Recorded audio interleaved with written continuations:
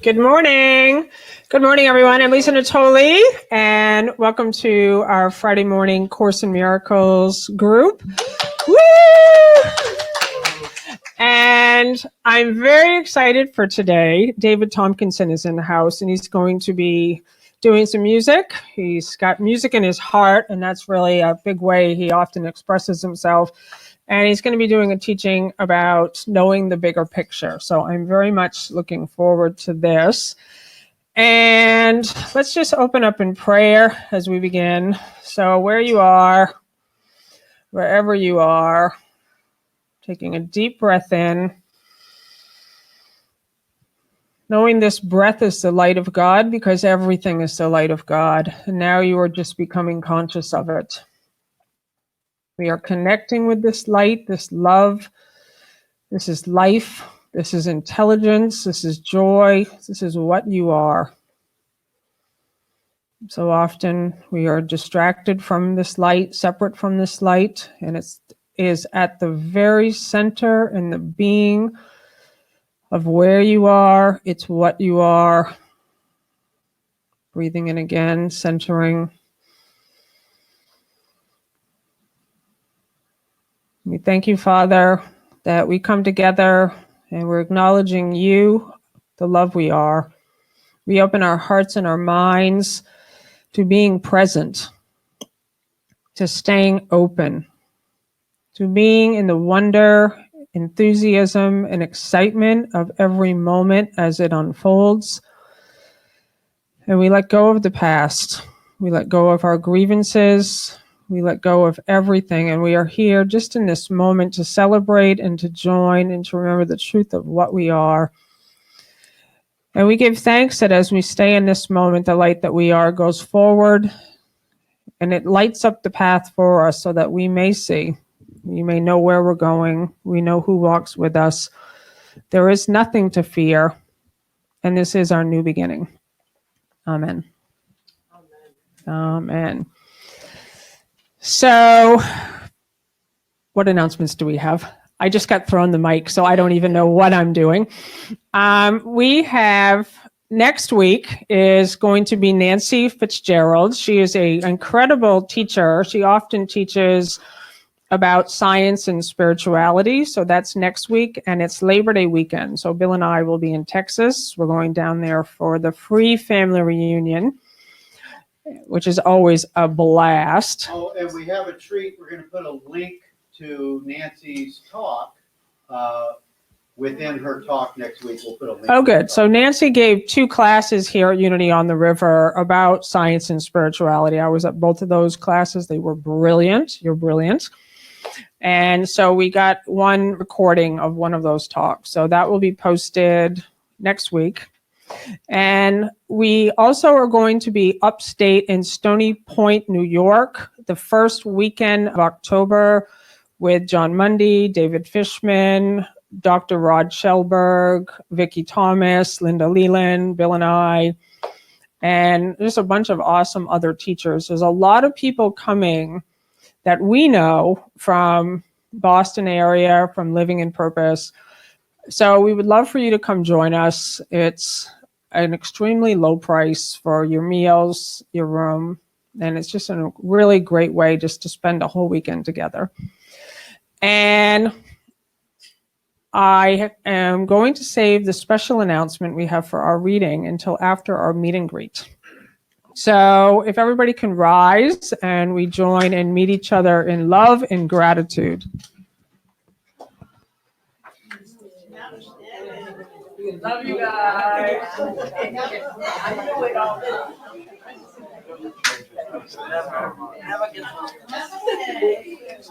You look so glam and gorgeous.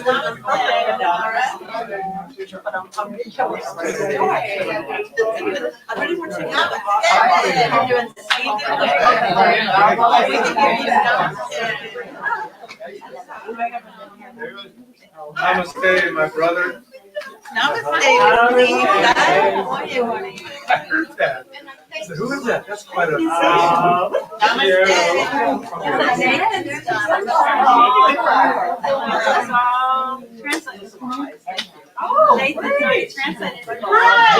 Namaste. Like it one day. You're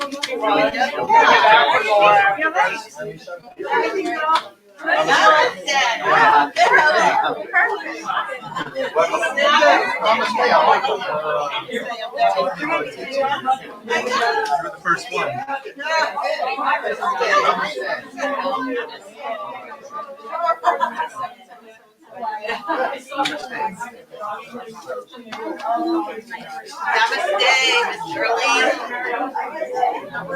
Light of the world.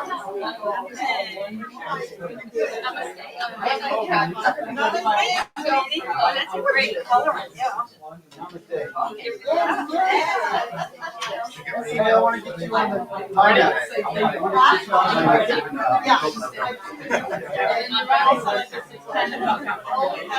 So, live streamers, I actually left the sound on live for you guys just to see if you like it. So tell me what you think about me leaving the sound on while we do the meet and greet, okay? Awesome. I know, I love looking at it. Hey. Have I seen you since you came back from the Camino? Once. Yeah. Okay. Awesome. Nice to see you back.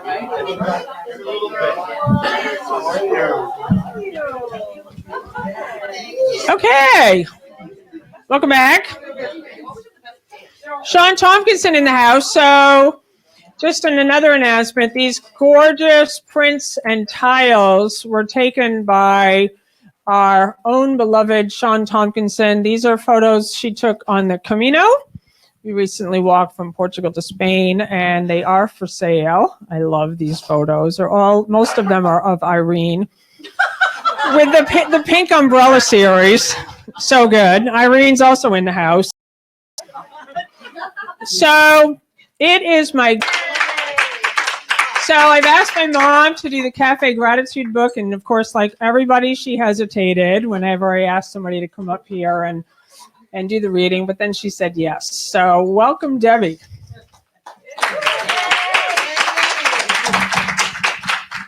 Hi, I'm Debbie. Lisa's mom. She said she said that she wasn't going to tell everybody that I was her mom, and I'm like, well, you have to.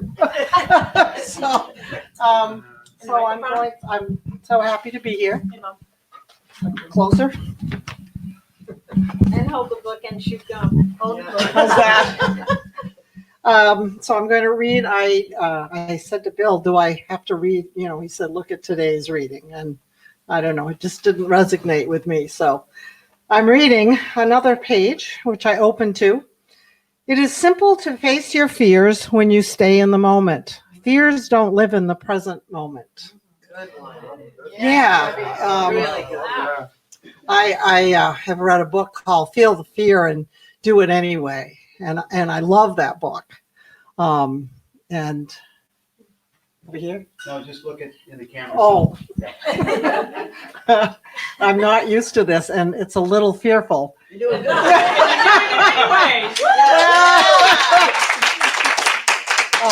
Does anyone have anything they would like to say on this subject of fear? Right here, right now.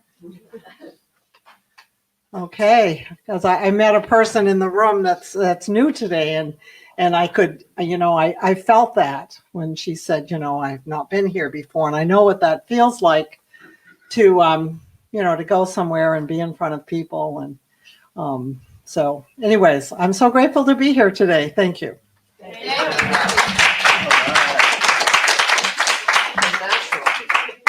Thank you, Mom. Great job. That was awesome. Okay, so it is with my great pleasure to introduce. Are you going to do a song first, or is it David? I'll tell him. You're going to come up. Okay, very good. Yeah, we are. I see some preparation going there. So, David Tomkinson is really somebody who is dedicated completely to the truth. He really, seriously has found this calling in his heart. He's a minister, and he really has been on this path since a very young age and has come into all paths, really. And that's what makes you such a brilliant teacher, is your openness, your devotion, and the joy that you bring to everything. Like I know you personally, and it's this listening that you have, like the space that you open for people to just stand here and remember who they are. And what David does, I met David and Irene at John's birthday party, his 90th birthday party, I think, that was here at Unity. And I didn't know the two of you, David and Irene. And I'd heard about you, David, from the Unity of the Seacoast. Everybody kept talking about this brilliant minister, David Tomkinson, Reverend Tomkinson. And I remember wanting to meet you. I just was like, who is this guy that everybody keeps talking about? And I wasn't going to stalk you or anything. I wasn't going to go find you because you were no longer the minister there. And then you were here, and the two of you brought so much joy and life to that party with the music and the stories and the love. And I still didn't know that you were that minister that I had heard about. And then the next morning I went to Unity in Boston, and that's when we met. And that's when you told me your name. And it was like, oh my God, I found the guy that I'd heard about so many years ago. And then that was when you made the commitment to start practicing A Course in Miracles. So you guys are in for a treat, and it is with my great pleasure and honor to introduce David Tomkinson.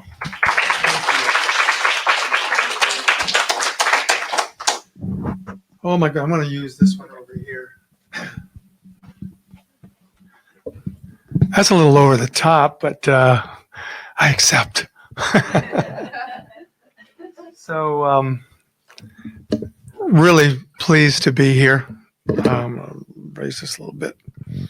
Irene and I started off last Tuesday, 47 years ago, being married. We just celebrated it. And before we had any idea that we would ever be married or be a couple or any of that, we were just friends. I was dating her roommate, and she was engaged. But I would pick up her roommate at her house where she lived, and I would hope the person that I was dating would be late so that I could talk more with Irene. And one of the things we used to do, I always had my guitar with me, is that we started singing, and this was before we even knew we were going to be a couple. So it's part of who we've always been. So I want to start this morning off with a song. Actually, I'll say the lyric. This is like the world on earth, right? And the human world. And the seasons, they go round and round, and the painted ponies go up and down. We're captive in a carousel of time. We can't return. We can only look. We can only look behind from where we came. We're going to sing this song. I don't know that. Behind from where we came, and go round and round and round in the circle game. So we want you to join us. I'll play the chorus to start with. You want to introduce Irene, please? This is Irene. Yeah, she does. Do you want to say something about yourself? She's married to me. It looks better if you say, This is Irene. This is my wife, Irene. She's the smartest woman I've ever met. And thank you for the cue. Okay, so the chorus is like this, and those of you that know it, let's sing it. And the seasons, they go round and round, and the painted ponies go up and down. We're captive on the carousel of time. We can't return, we can only look behind from where we came, and go round and round and round in the circle game. So as you catch it, sing out, okay? Here we go.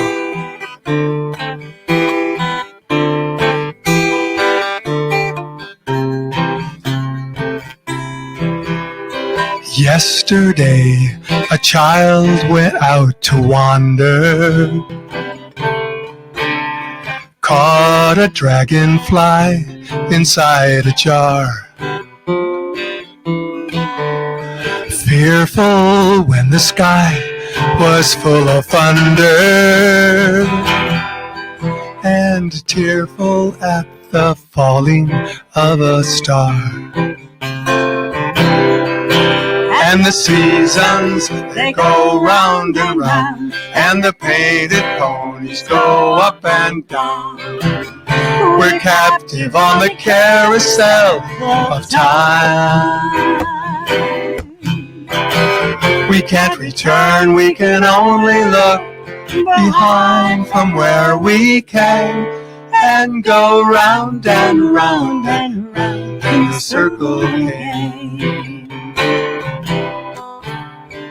And the child moved 10 times around the season, skated over 10 clear frozen streams.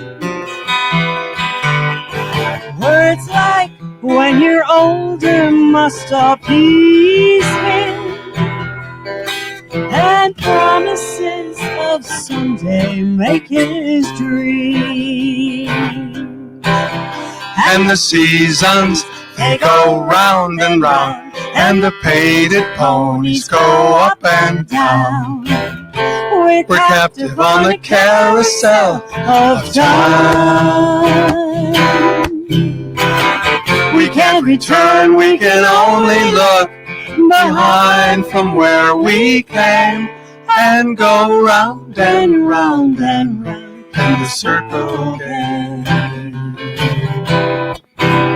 16 springs and 16 summers gone now, and cartwheels turn to car wheels through the town.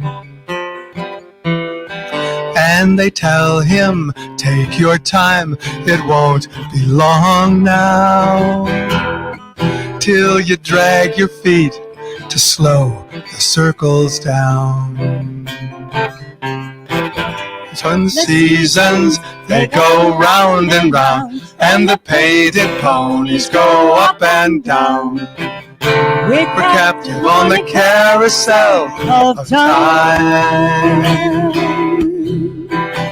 We can't return, we can only look behind from where we came, and go round and round and round in the circle again. So the years spin by, and now the boy is 20. Though his dreams have lost some grandeur coming true,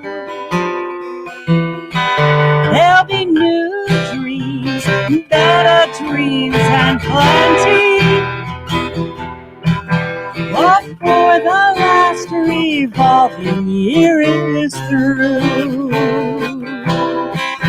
And the seasons, they go round and round, and the painted ponies go up and down. We're captive on the carousel of time.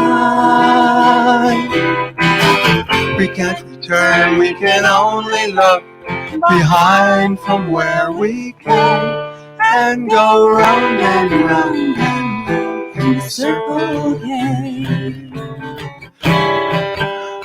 Now I've added a second, last verse. I asked Joni Mitchell for permission. She said, okay. Now with real things, the old man has less confusion. He's learned a thing or two along the way. He knows this crazy world is just illusion. The circles disappear, but love will stay. And the seasons, they go round and round, and the painted ponies go up and down. We're captive on the carousel of time. We can't return, we can only look behind from where we came and go round and round and round in the circle again. And go round and round and round in the circle again.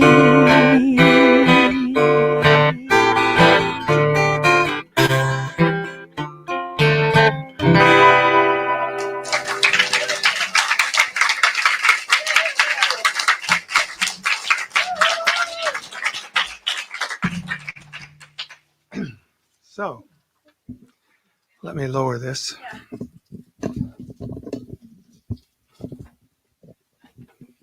Not as spry as I used to be. There we go.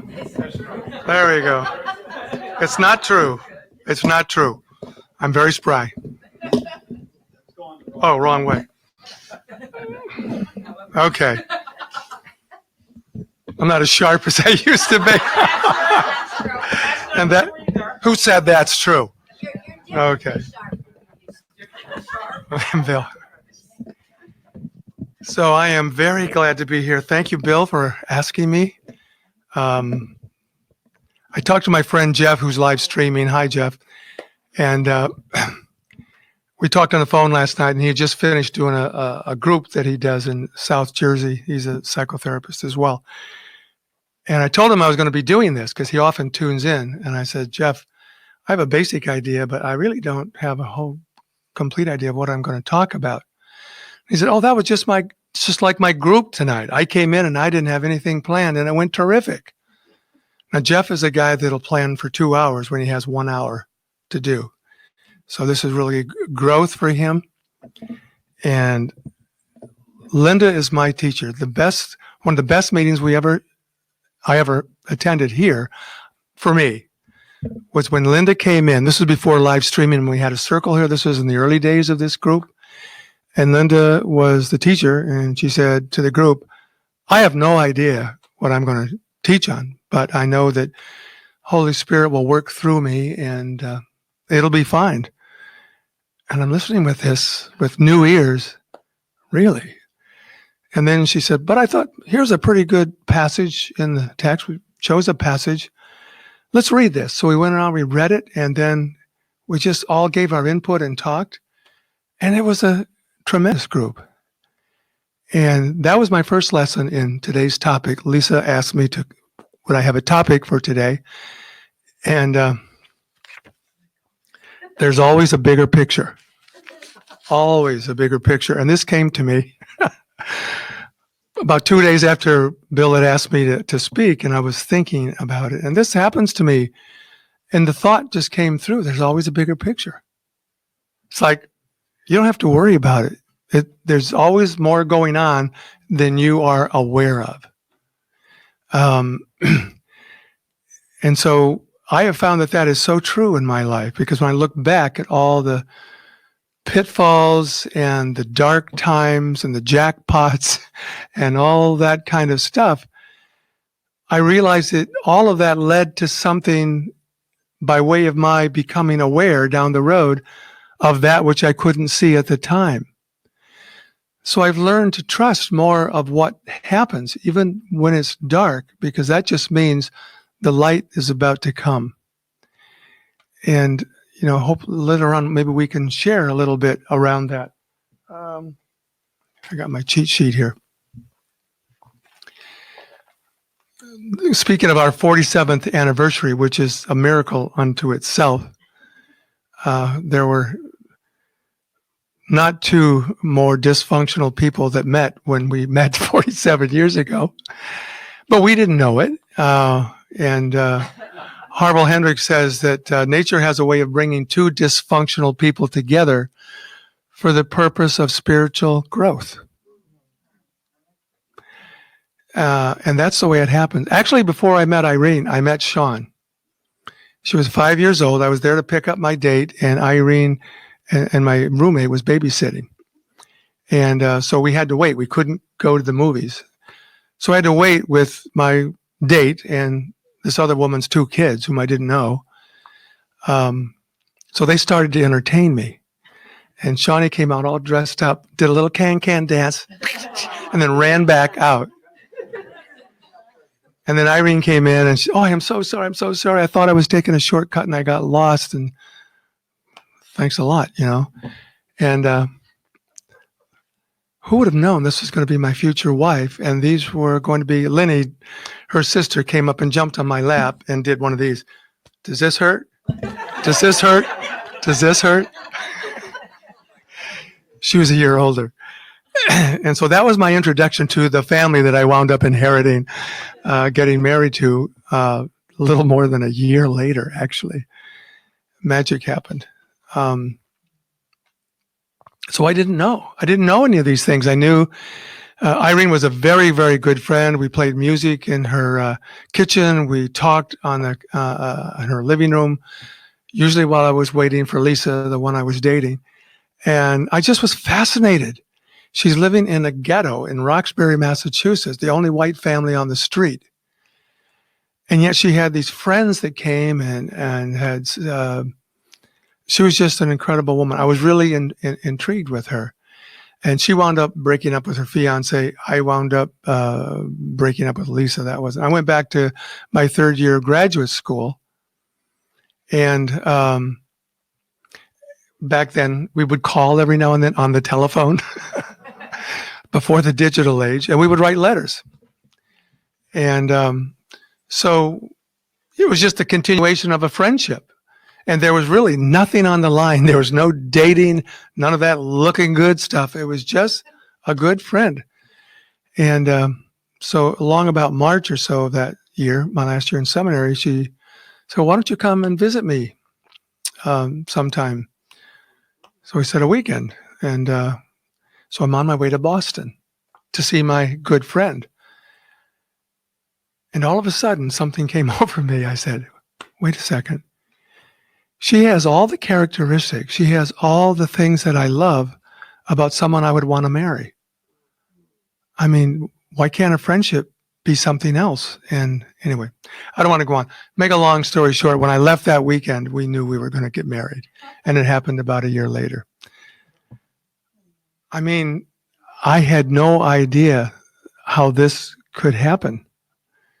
There's always something bigger going on than you're aware of. I was a young minister. Irene married me. She jumped out of the Catholic faith, which she'd been out, and married into the Baptist church. Interesting transition. I was an assistant minister of a small, medium-sized church in Penfield, New York.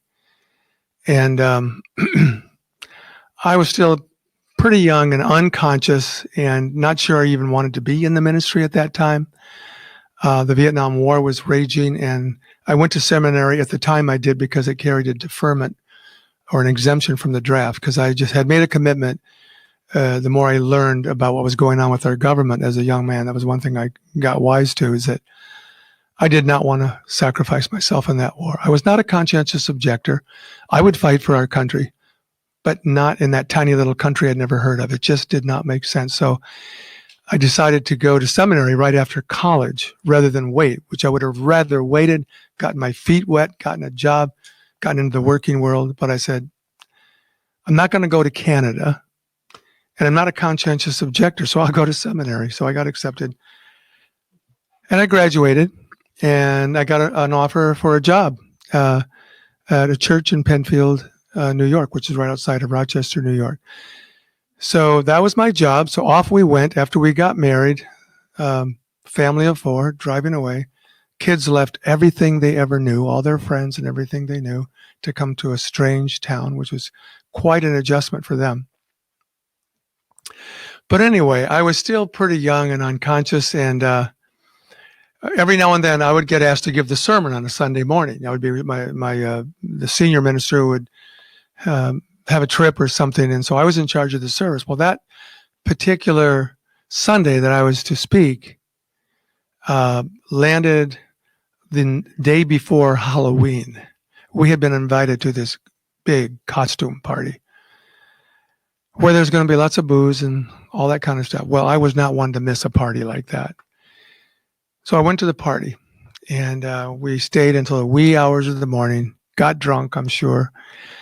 The next morning, woke up foggy-eyed. I really hadn't prepared much of a sermon at all. I was, to this day, I can't remember what I said or what went on that Sunday morning. I don't know if I blacked it out or what, but I can't remember. Flash forward, realized I had a drinking problem, and began going to AA, got the help I need. And AA really, there was a lot of years in between them. I kind of gave up the church. I kind of gave up God. It just wasn't working for me. I didn't realize at the time that I wasn't working for me. But back in those days, God was out here looking down and judging the righteous from the unrighteous. And I knew what category I was in, so forget it.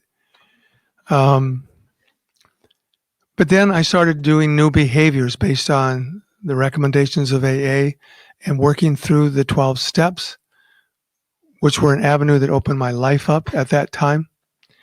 And I started getting on my knees and asking for help. And when I was doing my fourth step, where you take an inventory of your life, where you have done harm to other people and all the shortcomings that you have experienced, you make a list and all that. Well, that was when this memory came up, because I had blocked the memory of that morning in church when I was just a drunk with a hangover. And I said, oh my God, I did that, didn't I? I did that. And I remember I prayed to God, if you give me another chance, I promise I'll do it differently. And that was my prayer for that day. Really fast forward, I found unity. I started coming to church here, got to know a lot of people, and this was a whole way of doing religion for me that really opened up the path, and the music and everything. So I felt I found home. I found my spiritual home. So we had a group of friends in New Hampshire, couples that we used to have dinner with and meet with, and some of them were members of the church here, and they said, they knew I had been a minister. And they said, gee, Dave, you ought to start a church up here. Well, there is one, a little one in Portsmouth, but you ought to blah, blah, blah. Didn't hear any more about it until one day I got a phone call from our friend Leslie Smith. Some of you know Leslie. And she said, Dave, that little Unity church in Portsmouth, Unity on the seacoast, the minister who was a licensed Unity teacher, she's leaving and they're looking for a part-time minister. I thought, is this the prayer that I asked for? And I just felt in my heart this was something I needed to do. It was an answer to a call, but it was a request that I had made to God. God takes those things seriously, I found out. There's many situations like this, but this is just one that I wanted to share. So I did that ministry for 3.5 years, and there was a lot of good things. It grew to the point where I began to be uncomfortable with the demands on my life, because I said to myself when I went into that, I'm going to do this as long as it's fun. And if it stops being fun, because I had been in ministry before and I knew what not fun and being in a church was like. Along with some wonderful times too. There's always both. It's not just one.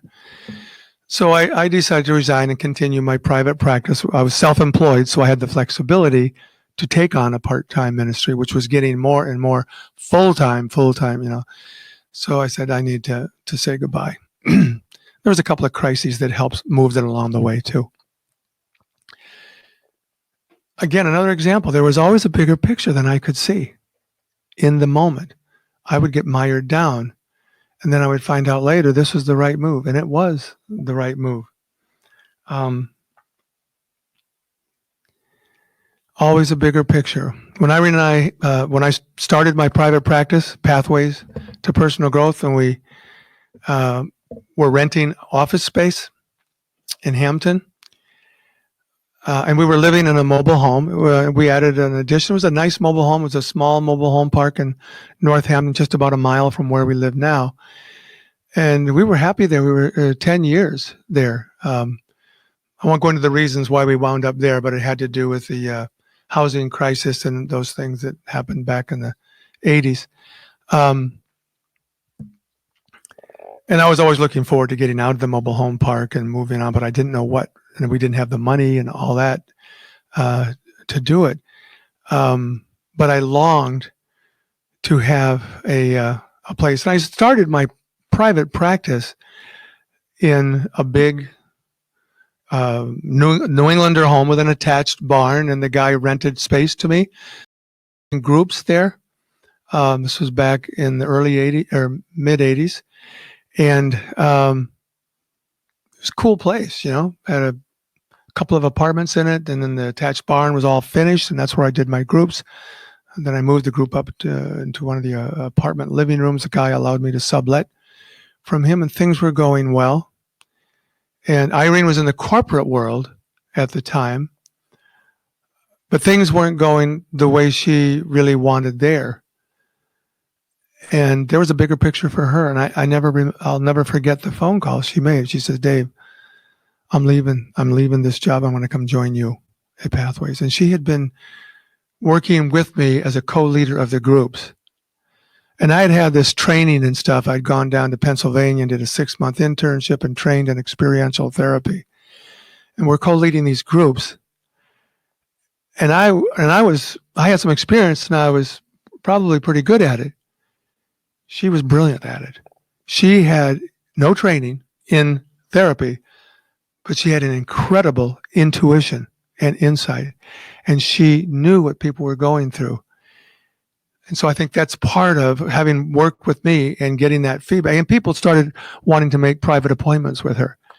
So she called and said, okay, I'm coming. I'm quitting this job. Now, she was making probably 3 or 4 times as much as I was making, because I was just starting this private practice, kind of a fledgling, you know, and we weren't part of the mental health mainstream. We were out of the box people. So I had no idea how this was going to work. And I look back today and I said, I spent so much time on worry and stuff. Why bother? Because it will work out no matter what it is.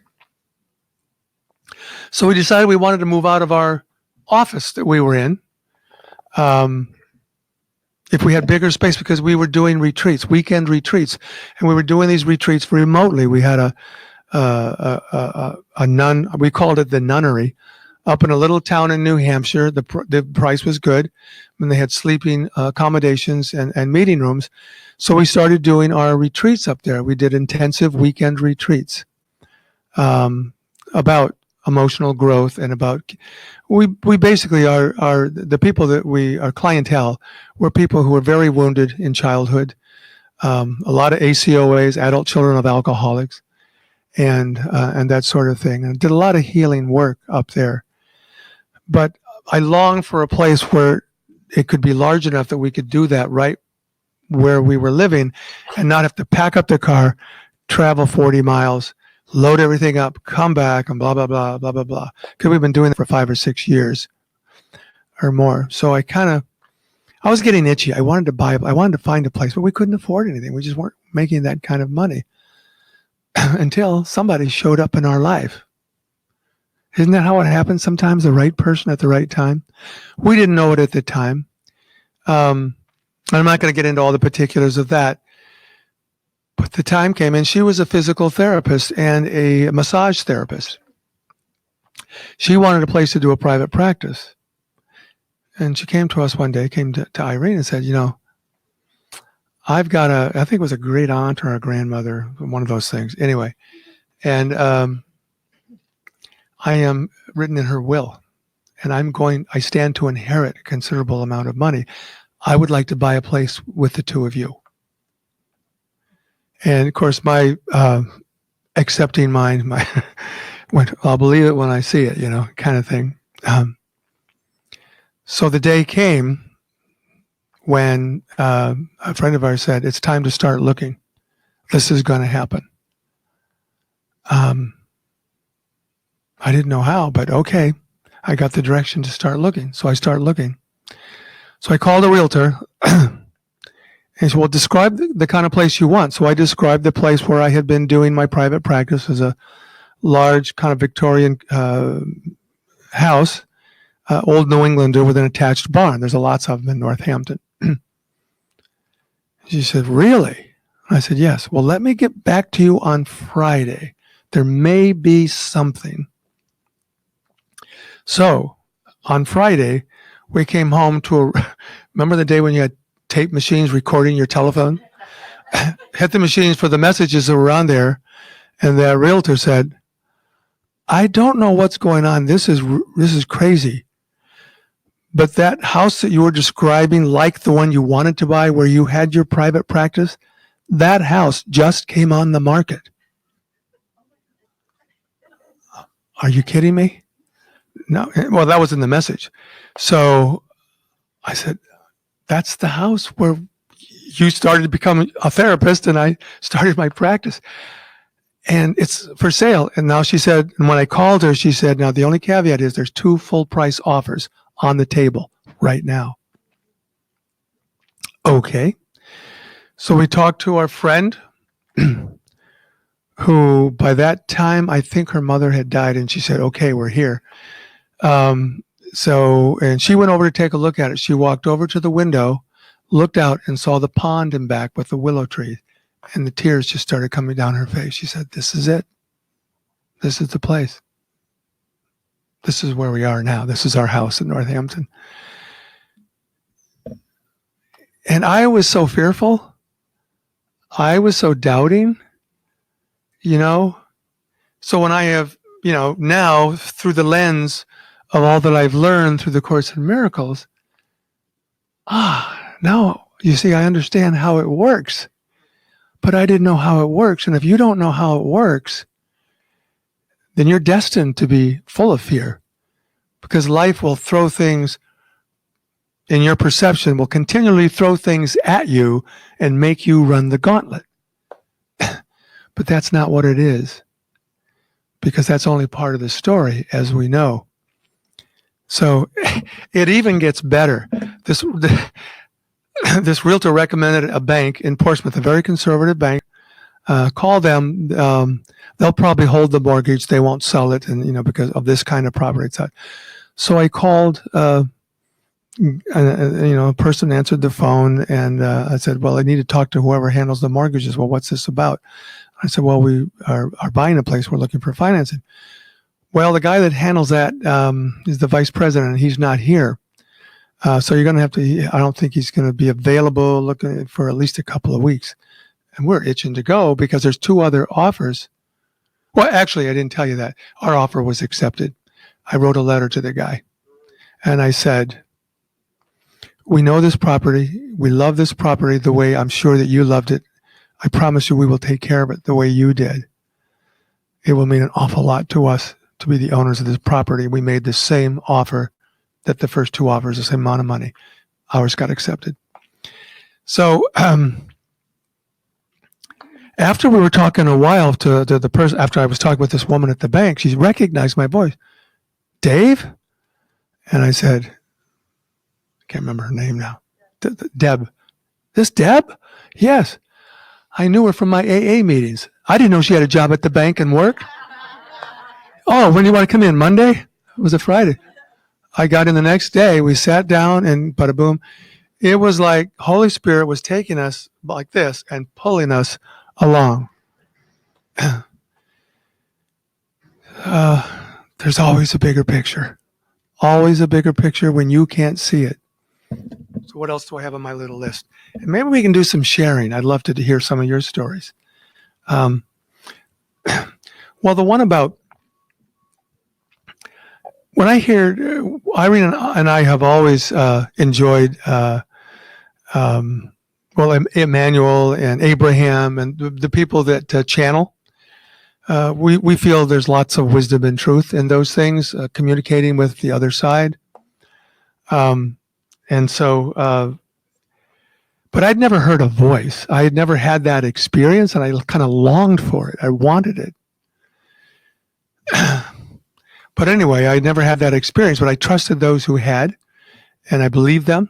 And I felt, Pat Rodegast, who channels Emmanuel, she's dead now. She was one of our absolute favorites. And when she channeled, her voice would actually change, and you could tell she was going into there was like a different person there. She'd left her body. And the wisdom was wonderful. I'm going to quote a little bit from it later. But when I was in the hospital for my open heart surgery, which was a pretty serious and pretty long and involved surgery, I had tubes and everything connected to me and all over the place. And I might have told, some of you have heard this story, but anyway, one night, the moon was shining through, and I started to feel light. I just started to feel happy, joyful, and I started. I think I had studied the Fillmores. By this time, I had taken lots of courses in Unity, and I knew about how Myrtle Fillmore, who's one of the co-founders of Unity, the church that this denomination is, when she was diagnosed with, help me out here, tuberculosis. One of the things she did was to talk to her body parts and ask for forgiveness for the neglect. I remember that in that hospital room that night. And so I started talking to my heart out loud. It was like 3 a.m. Door was closed. I was wide awake. The light was just the moon just lighting up the whole room. And I made amends to my heart. Then I started talking to each one of my kids. And I made amends for the father I wasn't at times. And then I talked to my wife. And then I talked to the little boy that was me growing up in that terribly traumatic, dysfunctional home. And I said, it wasn't your fault. And I'm just feeling so receptive and light. But then I said, now I want to talk to you, God. And what I heard in my mind in a nanosecond was, who do you think you've been talking to? And I just broke down in tears. I just wept. And it was tears of joy. It was just, intellectually, I knew about the inside God. I had kind of given up the whole idea of the outside God. But there was still a part of me, which I think the Course would call the ego, that was holding out. The ego wants to reserve its little space. And it doesn't let go easily. Anybody notice that in your life? But in that moment, I had the experience of no defenses, total receptiveness. And it wasn't like a loud voice, but it was definitely more than a thought. And so I got that message. And then I decided sometime after that, it's time for me to get serious about A Course in Miracles, because I'd flirted with it. I'd gone to meetings in Portsmouth 30 years ago, go around and you read and you talk and so forth. And most of the people were brand new. And we even had some friends that started a group and went to Beth. And we met and we read from the text and we talked about it. We were intrigued. We knew this was something different. This was of a higher order. We knew that. That's why we gathered. But we really didn't get it. The language barrier and all of that, the Shakespearean iambic pentameter and all that, it just was having a hard time making sense. So when I left the hospital, I had this experience. Another thought came into my head. It says, Dave, you need to do the Course in Miracles this time. In other words, you need to take the course. Not read it here and there, not go to a group that discusses it. You need to take the course. I got that loud and clear. That message came about the time Lisa was kind of wondering who this guy Dave was that she'd heard about. And then my father's 90th birthday party happened here. So anyway, we met and talked personally at one of the Unity functions here, the fall dinner dance that they have every year. And that was on a Saturday night. The next Sunday, I was scheduled to do the platforming to kind of coordinate the service down at Unity I didn't come back here to church after I left my own ministry. I got asked to do a lot of guest speaking. Then I got affiliated and was on the, Irene and I were on the ministerial team at Unity in the City in Boston. Small little church, multicultural, beautiful people. I loved it down there. So I was scheduled to go down there on that Sunday. And Lisa said to me when I met her at the function here, she said, "Oh, Bill and I are going down there tomorrow." Really? So I do my thing. I see Bill and Lisa for the second time ever and talked. And we went to fellowship afterwards. They always have food and stuff afterwards. And Lisa just did kind of an, oh, by the way, and handed me her book, Gorgeous for God. Which I never carry. She just thrust it here. Read that, because I might have told her that I'm looking for a group, and that's when I learned about you guys had just started, I think, the group, or maybe I don't know what the timing was exactly on that. So that was my summer read, one of my summer reads for the following summer, and then that's what led me here. And Course in Miracles. You know, if you look at your lives closely, you will find miracles. Maybe each of us is a course in miracles, and that's what we are supposed to do, or to be receptive to, is the idea that we are a course in process. We are a developmental project, of course, and we are intended to be creators of our life. But that creation needs to follow some direction that goes beyond our five senses. Because we make all our decisions in this world, like the circle game, based on what we can see, feel, touch, smell, and hear. That's our world. But these things are happening to us, and they've happened to you in this room. I've heard them. I've heard people tell stories.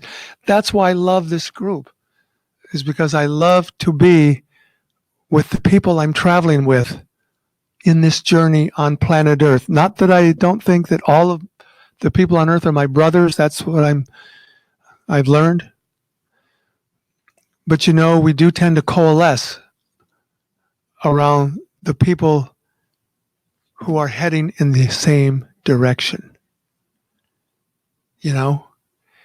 And that enables me to go out from this group and other groups and treat everybody like my brothers and sisters, and be that which I want to be, and that God intended me to be, that I wasn't aware of for the longest time. And it is a course of remembering. It's not a course about creating something new. It's not a something of remake myself, so now I'm a different person. No, it's coming home to the person you have always been, but you didn't know it. All of your angst, all of your problems, all of your crises were made because you didn't know who you were. Pure and simple. The course is very simple. And so that's been my whole learning journey. And it doesn't happen in a straight line. It does happen like this. But you know what this is? This is a perfect rhythm of your heartbeat. This is crazy. And this is death. So if you find yourself in the pits, and the thing I love about Bill and Lisa is how many leaders have done what they have done and been as transparent about their lives as they have. We've shared in it. We've shared in their own growth and their own light bulbs going off and taking different directions, and saying, okay, come along. So I love that. And then we, in turn, look around and we say, come along. You know, the foundational piece that makes me know that I belong here is that their mission in life is about enabling other people to follow their footsteps and do exactly, not exactly as they do, but in your own way, answer to the same call. It's always about what you are doing. And that's why the sharing that, how much time do I have? Oh my gosh. Okay. There's a few other things I want to share. You have 20 minutes. Okay. And then I'll hear from you. The language, this is a little bit of a teaching. The language of the Course, if you just look at it technically, is the language of separation. It talks about God in a way that you would think, oh, a typical traditional Christian could read it and talk, oh, God is telling me to do this. God is, because that's language is the best we can do, but it's far from the truth, from reality. Language is a symbol of a symbol. But every now and then, they keep reminding us. And Irene and I learned this when we were, still do read. This is Emmanuel by Pat Rodegast. She channels the spirit, Emmanuel. Wonderful, gentle spirit. And that's the other thing I'm learning in my senior years or getting old in my wisdom. Do you know that the Course in Miracles mirrors every other truth that's out there that's written? Every other one. So you will find the Course in many, many other books you pick up. You will find the message. And sometimes people think, well, it's an easier to understand language. So that's okay. Whatever language works for you. But this was kind of astounding when I saw this.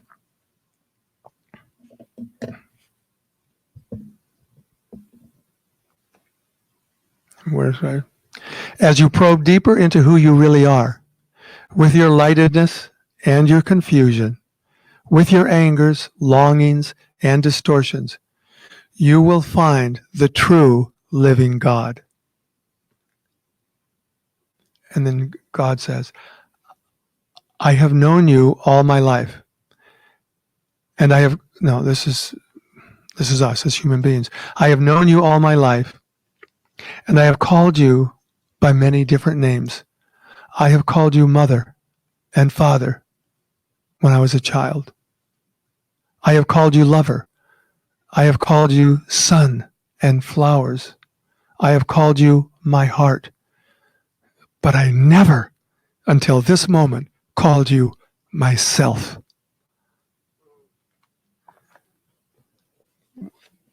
So, now,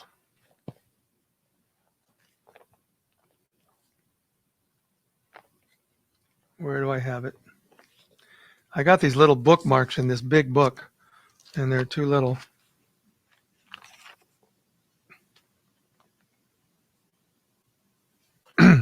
Lesson 201, Course in Miracles. Now, the lesson is, I am not a body, I am free, for I am still as God created me. But here's what it says about that. I am blessed with oneness, with the universe and God, my Father, my one creator of the whole, that is myself, capital S, forever one with me. So there's many different voices who are speaking the truth out there.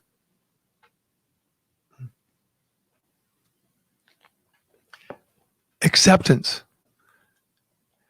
In order to understand that there is a bigger picture and that we don't know it, we have to accept where we are. The first step to getting there is taking one step here. And this is a passage I will never forget when I was in my process in AA.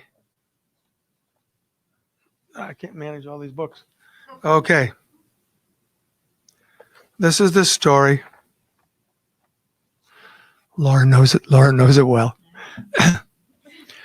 This is a beautiful passage from a fellow. This is the AA Blue Book. He was a doctor, and he was an alcoholic. And man, he was a mean son of a gun to his wife and so forth.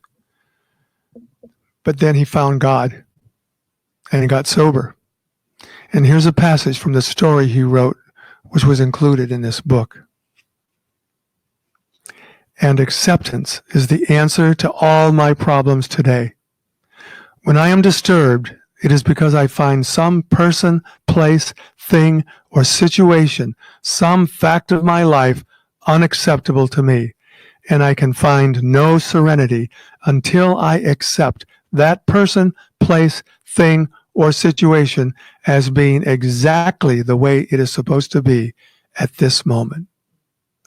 Nothing, absolutely nothing, happens in God's world by mistake. Until I could accept my alcoholism, or you could say, until I could accept me, I could not stay sober. Unless I accept life completely on life's terms, I cannot be happy. I need to concentrate not so much on what needs to be changed in the world as what needs to be changed in me and in my attitudes.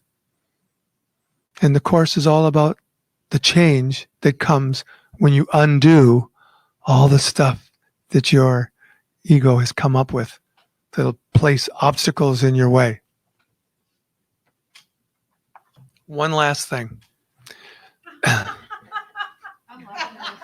could sit here forever listening to you. Okay. We don't have the whole story. You never know the whole story. You never know everything. I knew Carrie. She had been a client of mine for a brief while, a very dear friend of Irene, and she had terminal cancer. And Irene was one of the small core group of people that was with her to the very end. And she wrote about it Irene wrote about it in her book. The chapter is called Carrie. And I just wanted to read it because when Irene wrote it, I cried because I knew Carrie and I knew the whole situation. But this was toward the very end of her life. Carrie used every bit of strength she had to grab my attention and speak to me. She said, "Irene, I want you to get this. It is all love. There is nothing else. It is a love I can't describe because it is different than any kind of love you or I have experienced on earth. I want you to know this. I know how many people you influence. I want you to know love is all there is." And then she would probably go back to sleep because she had very few moments of being awake at this time. Our dear Carrie looked at us as we both lifted her frail body onto her bed. The friend was with Irene. She said something to the effect that she felt bad for the fear and worry on our faces. She said, "I am not," feebly, she just got the words out, "I am not feeling the pain you guys are afraid of. I am not in this body. I am not here any longer." So, what was my topic? There's always a bigger picture. We take the Course because it teaches us there's more going on. And that's the beauty of it. This journey is not going to end. We think it ends with death. That's what the fear is all about. Was there something else I wanted to go in there for? There was one more thing. One more thing. Well, no. Okay. So does anybody have something they would like to share about their experiences of finding out that there was a bigger picture when they didn't know it? Yeah. Yeah, you need the microphone. Yes, I just wanted to share that sometimes I feel like I don't hear God speaking. But sometimes I get this feeling, and just Yes. recently, my brother was diagnosed with Alzheimer's, and that's what I've done for a living all my life. So it was devastating to me, or to any of us, it would be. And I was going to go home and help him go to a nursing home when they found one. He was in the hospital, and I live in New Hampshire, but I'm here in Maine in the summer, and all of a sudden something said, "Go home and see your brother. Don't wait till he moves to the nursing home." And I went home and I had the most amazing day with him. I mean, we just talked about, the memories. I took old pictures and we just spent the whole day together. And he got pneumonia and died last Monday. Oh. And I had no idea that he was near the end and that happened. And I'm so grateful that I listened. I listened to something saying, go home. So just wanted to share that. Thank you. Yes, those thoughts, those different kind of thoughts often come with a feeling as well. Your gut tells you you're on the right track. Yeah. Anybody else want to share something? Yeah, Laura.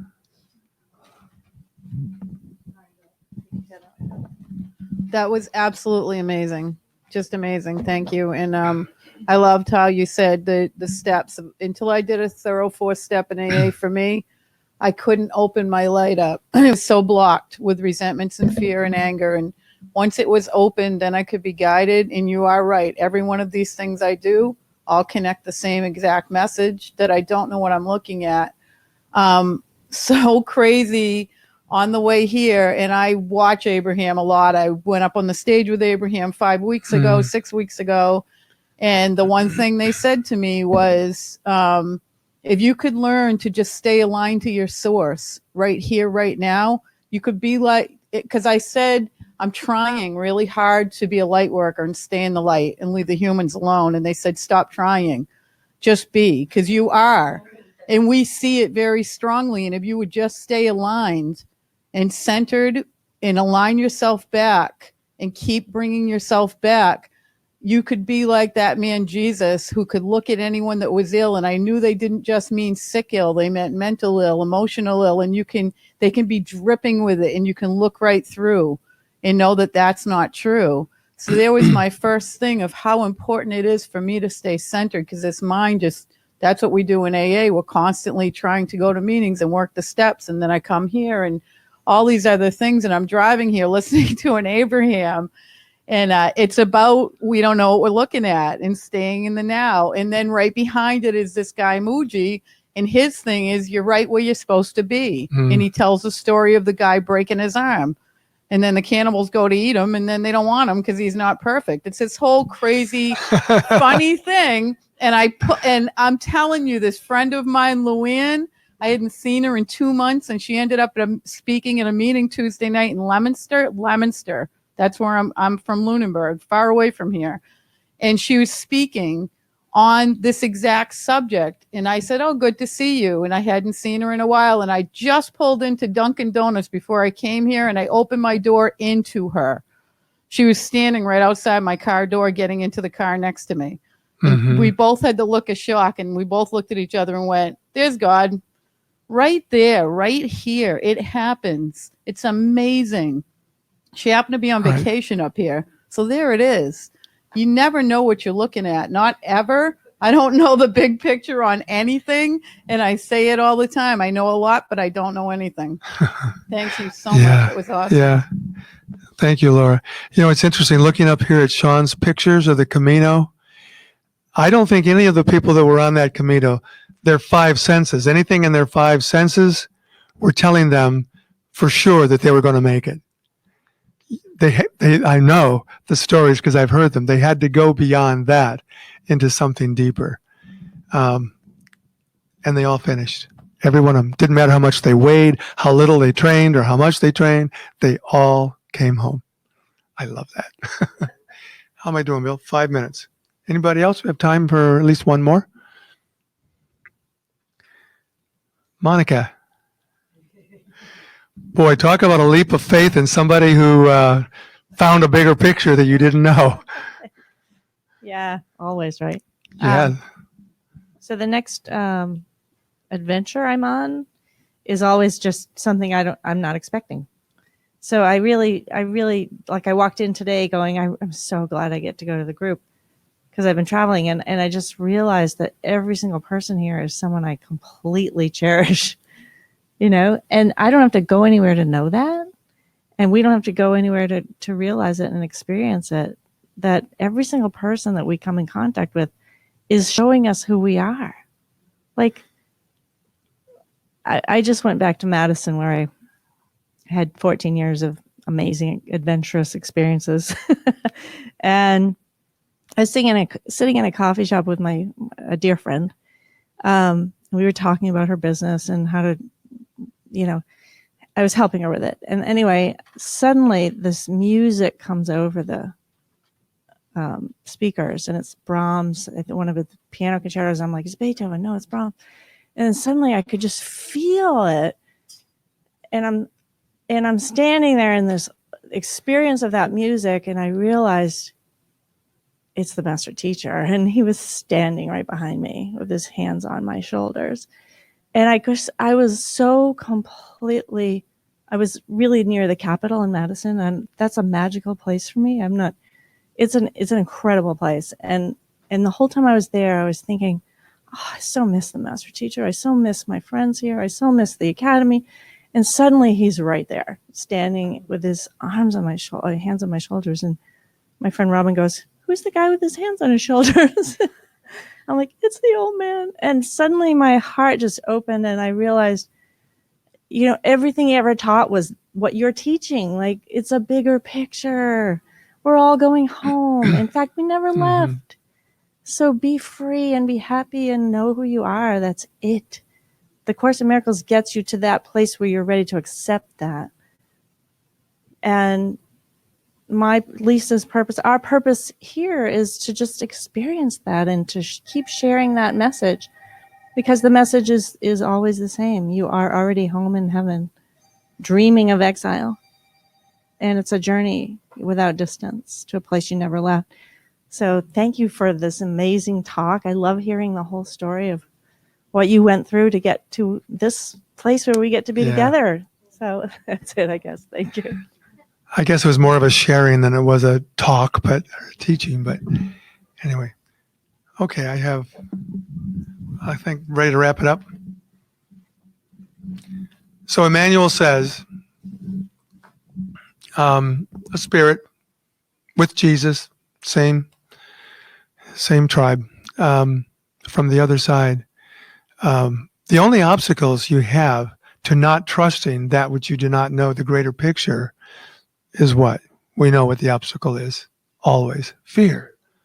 Fear. That's what binds us.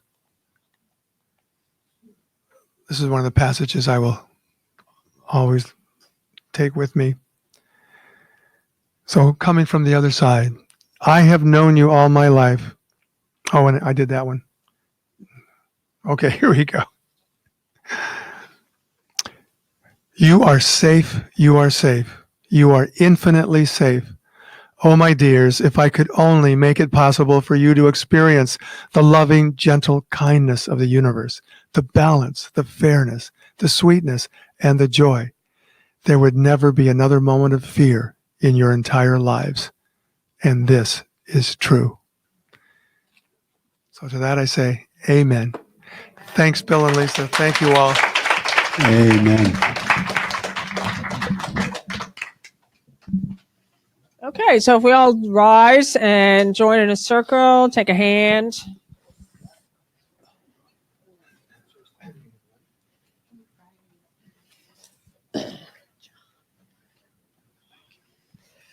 So I want to just thank you, David.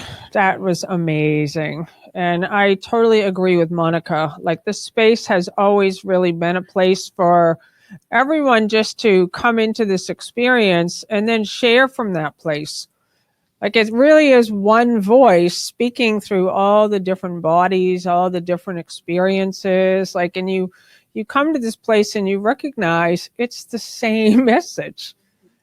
Like, it's the same, but it's filtering through your personality. And that's the beautiful part. Like, I sit here every time I come here when I watch online, and I'm just totally blown away every single time of the dedication and the commitment when I see you guys online. Like, this really is a new space in this world.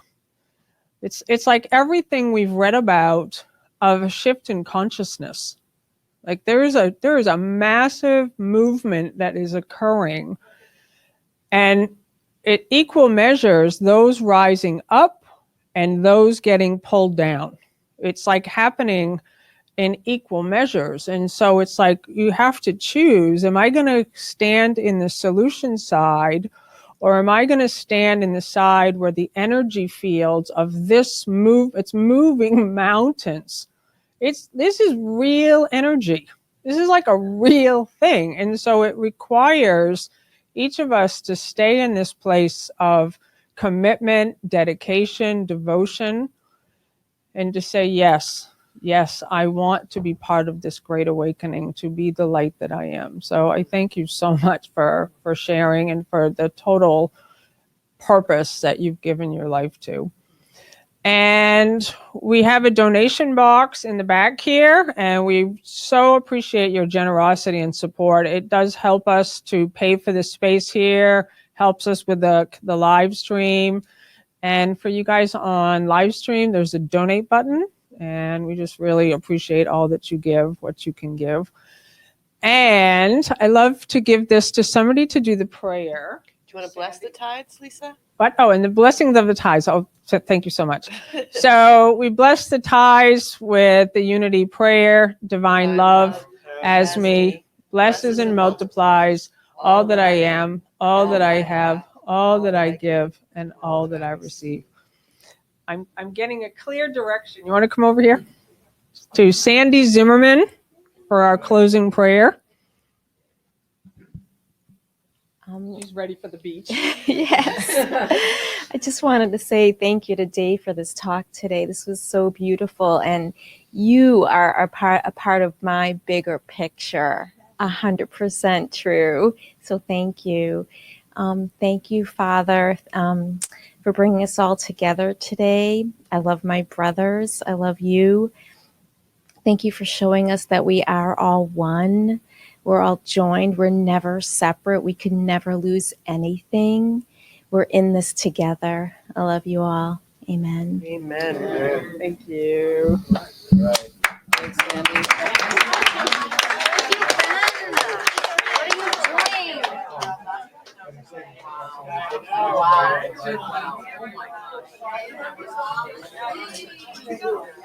I could sit and listen to that guy all day long. So good. I love your voice. It's so distinct.